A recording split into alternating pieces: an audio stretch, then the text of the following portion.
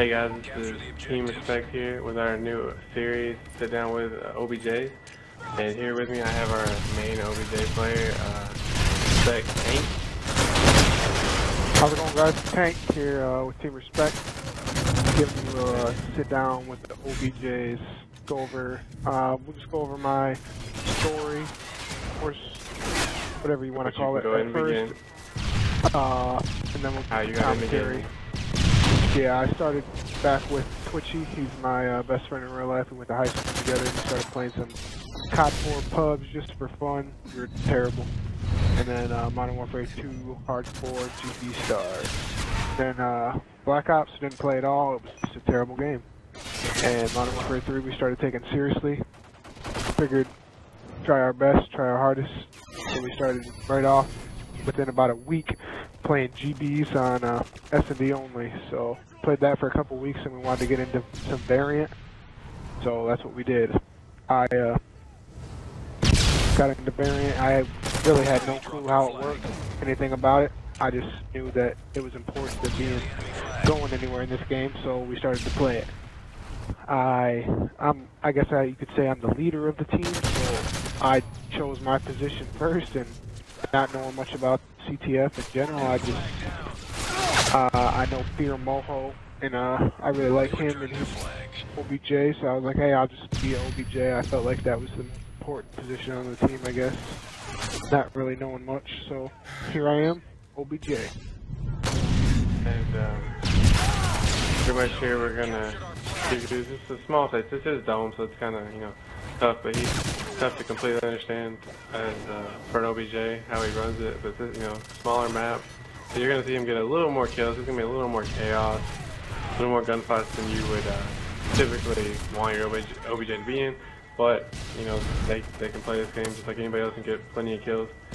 And you're gonna watch as this is pretty much what we do as a team. We try to control loading on this map, and he's gonna get in here, and this is what he's best in the world at: is getting in the other team's base, when they least expect it, when they don't want him to. Look, he gets 2 down on his own way to pulling this flag. He's gonna pull this out back loading. And I'm pretty sure this is where we make a huge mistake, and it just happens right there. Both of my teammates hitting that loading. I called out plenty of times, get back to dome, and that's what happened. We had 4 down, and we did not get it. It was a little miscommunication on that part. Money did not hear him fully. He thought we got somebody, he misunderstood, but nonetheless, you should always go back to flag. Unless you're 2,000% sure flag is clear, and obviously we were not. And you're gonna see him, he did die, so he switched over because we are pushing loading. He tried to get in there, he distracted that guy. As you'll see, Twitchy will take him down, but he does get taken out himself, but we did make a push in there. So we do have loading control, and that's what we want right now. And that's how we pull flags on this. We try to take our time. As you can see, we have someone loading behind him, we have a guy mid-cut, we have a guy overextending. Both of these guys did get taken out. He's still pushing. Did get taken out, and that maybe was a little aggressive on his part, seeing that 2 teammates got taken down. But he did help. We still have loading control, even though they have the flag pulled. They have to go mid, which is tough for them to get, and he knows it. So he overextends to get it. He's got a chance. You see Money picking up a good kill here. Money does get taken out, and because we had loading control, we were able to get into their flag. He does get the re, and he's going to get the counter cap. And a time to pull the flag is a counter cap is just the best time to get, a cap. Just to assure yourself, because you're obviously going to kill most of them to get the flag back for your team, and then you'll pull because they are down, and usually your team's set up right away. And see, good thing he made sure that guy's taken out, and he's going to go back. Relay did not work. Okay.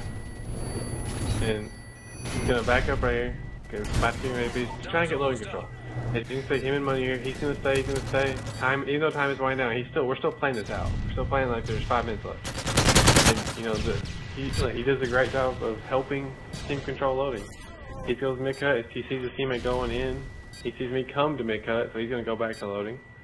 And we don't ever stop playing.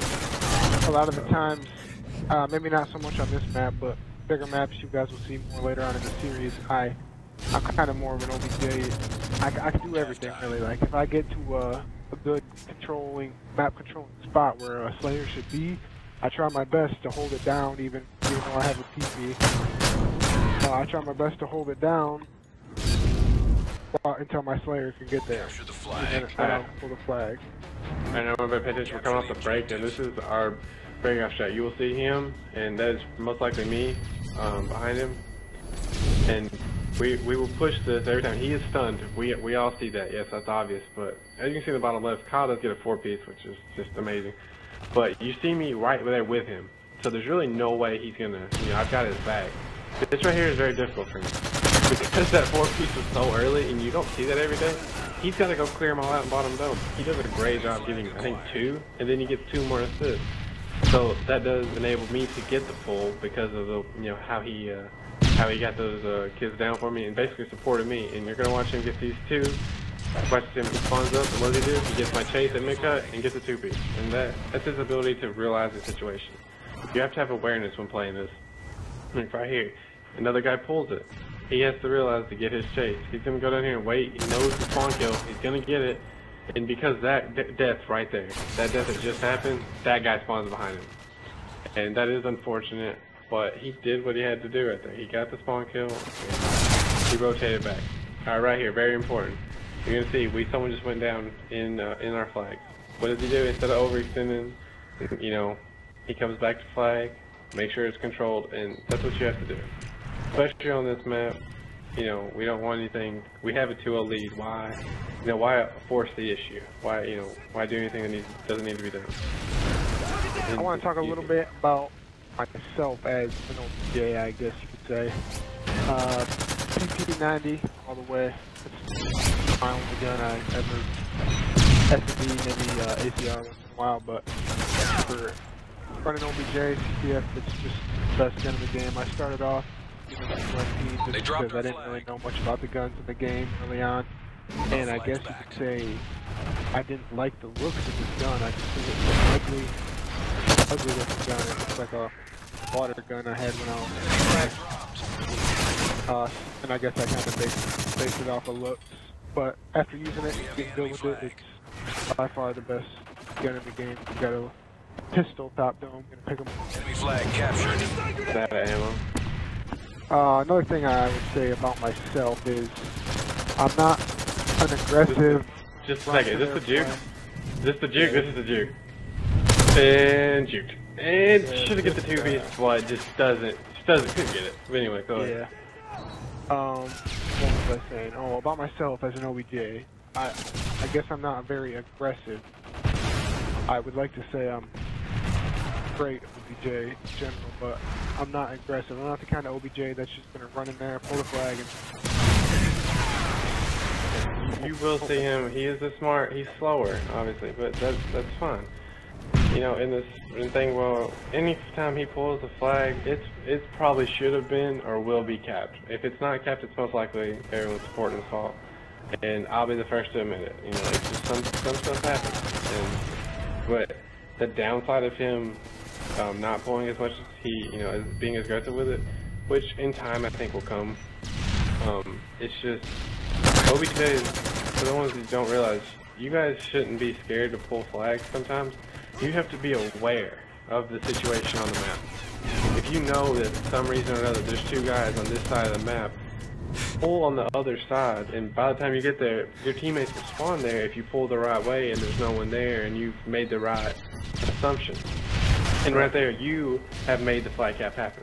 Sure, they'll get the kills and all that, but you made the flag cap happen. That's one thing that really is undervalued. I think my best trait as an OBJ is those threes where they have 3 down and they pull and they think, hey, we got an easy cap here, but they had no clue. I snuck into their spawn 30 seconds earlier and I'm just sitting there waiting for them. And a lot of us have that opportunity before, just we get in their base, but for some reason it never works out the way that it does for Tank. It's just something he got, and he always seems to get it done, and it's just one of his things. You can't take it for granted, even though we do. We expect it, Sometimes we hope he's there. We pray he's there. We always ask, you know, when they pull the flag, you're like, Ryan, are you there? And like, oh, okay, don't worry about it. We rotate back the flag, get control. We know that flag's coming back to our base in a second. But anyways, guys, this has been episode 1, and we will have episode 2 very shortly.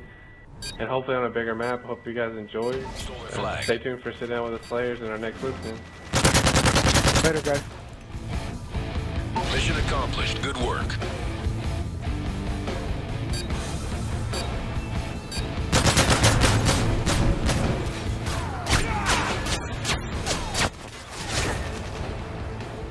Did we have to do it again?